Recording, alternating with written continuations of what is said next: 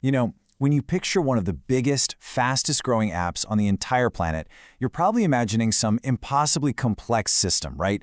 Something running on wild next-generation tech. But what if I told you that at its very core, ChatGPT's massive scale is handled by something surprisingly simple? Let's dive into how they pulled this off. First, let's just wrap our heads around the scale we're talking about here. ChatGPT serves around 800 million people. That means millions of queries every single second, handling conversations, user history, all that data for a huge chunk of the entire internet. It's just wild. Which brings us to the big question, the one that probably popped into your head right away. How on earth is that even possible? How can any system, let alone a traditional one, keep up with that kind of insane, exponential growth? Well, the obvious assumption, the one we'd all make, is that it has to be a massively sharded system, right? Where the data is chopped up and spread across tons of smaller databases.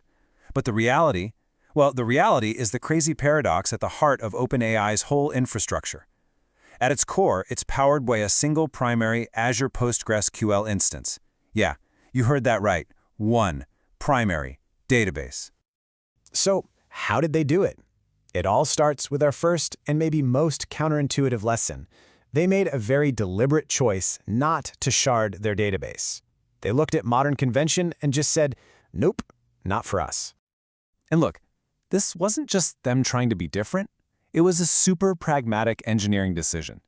The team looked at what it would take and realized that sharding would be this massive, sprawling project. It would mean changing hundreds of application endpoints and could have taken months or even years to finish. Okay, and this is the key to understanding why they could even get away with that decision. Their workload is overwhelmingly read-heavy. Think about it. Most of what you do is loading past conversations or your account info. You're not constantly writing brand new data.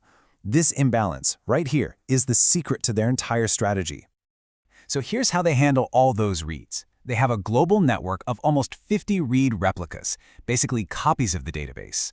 All that read traffic gets sent to these copies, which completely frees up that one single primary database to focus only on the much smaller amount of write operations. This gives it tons of breathing room to grow. All right, so if sharding is off the table for distributing the write load, what's stopping that one database from just collapsing under the pressure?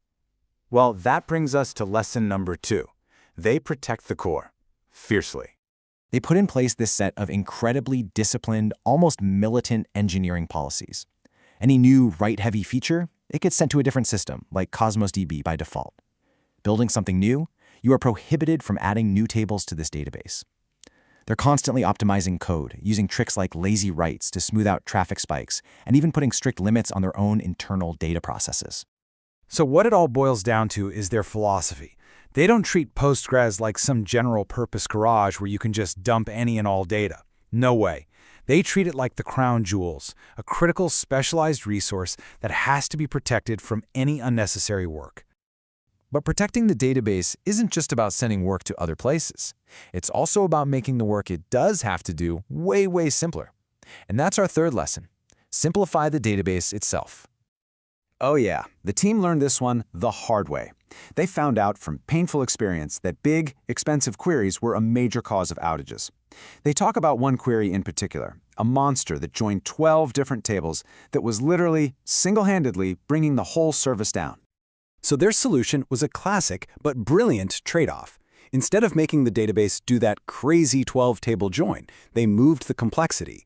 They now run multiple, super simple queries and then handle the logic of stitching all that data together in the application code.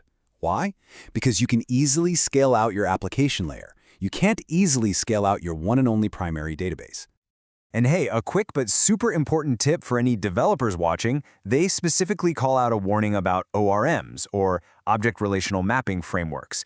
These tools can sometimes generate absolutely monstrous, inefficient queries behind the scenes. The OpenAI team's advice is to always check the actual SQL that they're producing. This deep understanding of how a tool can actually bite you leads us to a more philosophical lesson. To really master a system, it's not enough to know its strengths. You have to know its limitations, its weaknesses. You have to embrace its flaws.